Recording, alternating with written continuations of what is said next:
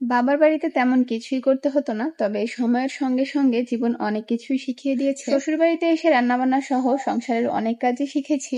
তবে আজ অবশ্য আমি রান্না করিনি, আমার শাশুড়ির হাতের মুরগির মাংস রান্নাটাই আপনাদের সাথে শেয়ার করব। প্রথমেই চুলায় কড়াই বসিয়ে দিয়েছে, তারপর তার মধ্যে পরিমাণ মতো তেল দিয়ে নিল। তেলটা যখন গরম হয়ে এসেছে তখন এর মধ্যে আগে থেকে কুচি করে রাখা পেঁয়াজ দিয়ে দিয়েছে। তারপর এর মধ্যে গরম মশলা যেমন লং, এলাচ, দারুচিনি সামান্য পরিমাণে এগুলো দিয়ে দিল। এরপর দিয়ে দিল তেজপাতা, দিয়ে ভালোভাবে মশলাগুলোকে নেড়ে পেঁয়াজের সাথে মিশিয়ে নিচ্ছে।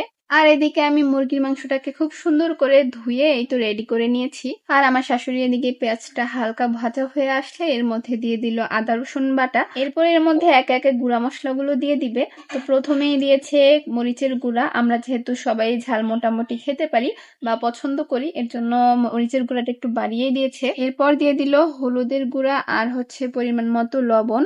আদা রসুন বাটা, মরিচের গুঁড়া, হলুদের গুঁড়া, লবণ সবকিছু দেওয়া শেষ। এবার ভালোভাবে পেঁয়াজের সাথে মশলাগুলোকে মিশিয়ে নিচ্ছে। এরপর হচ্ছে একটুখানি পানি দিয়ে মশলাটাকে কষিয়ে নিবে।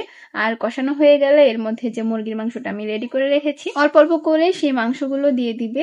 তারপর ভালোভাবে নাড়াচাড়া দিয়ে মাংসের সাথে মশলাগুলোকে মিশিয়ে নিচ্ছে। আমার কাছে মাংস কষানোর সময় যে কালারটা আসে সেটা বেশ ভালো লাগে, সেটা হোক মুরগির মাংস কিংবা গরুর মাংস। খুবই সুন্দর একটা রং আসে যদি মশলা ঠিকঠাক মতো দেওয়া হয়। তো এরপর এর মধ্যে সামান্য পরিমাণে আবারও পানি দিয়ে দিল, দিয়ে হচ্ছে এখন মাংসগুলোকে ভালোভাবে কষিয়ে নিবে। এই তো ঢাকনা দিয়ে দিল, আর একটু পর পর ঢাকনা উঠিয়ে নেড়েচেড়ে দিবে। আর কষানোর মধ্যে হচ্ছে মাংসটা সেদ্ধ হয়ে যাবে। আর এই সময় হচ্ছে আমার মেয়ে খুবই কান্নাকাটি করছিল, যার জন্য আমি পরে আর তেমন কোনো ক্লিপ নিতে পারিনি। মাংসটা কষিয়ে তারপর আমার শাশুড়ির মধ্যে ঝোলের জন্য পানি দিয়ে দিয়েছিল। যে কোনো রান্নার আসল স্বাদ কিন্তু নির্ভর করে কষানোর উপর। মাঝারি আঁচে একটু সময় নিয়ে কষালে কিন্তু মাংসের স্বাদটা বেশি ভালো আসে। ঝোলটা মাখা মাখা হয়ে আসলে এর মধ্যে সামান্য পরিমাণে জিরার গুঁড়া দিয়ে মাংসটা নামিয়ে নিল। আর এই তো রেডি হয়ে গেল মুরগির মাংসের তরকারি।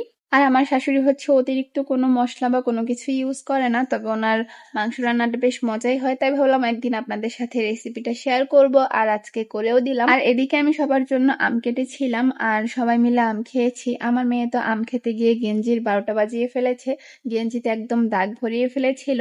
তারপর ওর বড় মা ওকে একটা আইসক্রিম কিনে দিয়েছে, যেহেতু অনেক বেশি গরম পড়ছিল।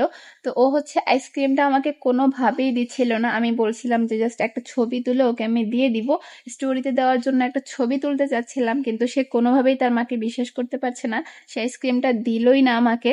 তো এই তো দেখেন আইসক্রিম খেয়ে মুখের কি অবস্থা করেছে, মানে দাড়ি মোচ সব বানিয়ে ফেলেছে। মাশাআল্লাহ, আমার মেয়েটা কিন্তু আইসক্রিম খুবই পছন্দ করে, ও ছোট থেকে আইসক্রিম এত বেশি পছন্দ করে।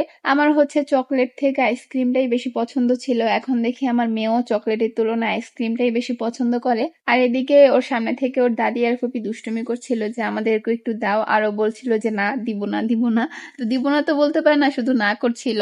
ওর দাঁত ছাড়াই পচা পচা হাসি দেখে সবাই প্লিজ মাশাআল্লাহ বলে দিবেন। সবাই ওর সাথে অনেক দুষ্টুমি করছিল। আর বিকেলে আমার ননদ নুডলস রান্নার জন্য সবকিছু কেটে কুটে নিয়েছে। দেন সন্ধ্যাবেলা আমার ননদ নুডলস রান্না করলো আর আমরা সবাই মিলে খেয়েছি। নুডলসটা ভালোই হয়েছিল। আমার ননদ হচ্ছে কোনো কিছুই তেমন রান্না বান্না করতে পারে না বা করে না কখনো, এই নুডলসটাই সবসময় রান্না করে। তো এর জন্য আমরা সবসময় মজা করি যে বিয়ে হলে হাজবেন্ডকে নুডলস খাইয়েই রাখবে। বেচারা জামাইকে নাকি ও 3 বেলায় নুডলস রান্না করে খেতে দিবে। তো যাই হোক, দেখা যাক বিয়ের পর কি করে, আপনারাও দেখবেন। তো এই ছিল আজকের ভিডিও। সবাই ভালো থাকবেন। ভিডিও ভালো লাগলে লাইক, কমেন্ট, শেয়ার, সাবস্ক্রাইব করতে ভুলবেন না। Thanks for watching. Allah Hafiz.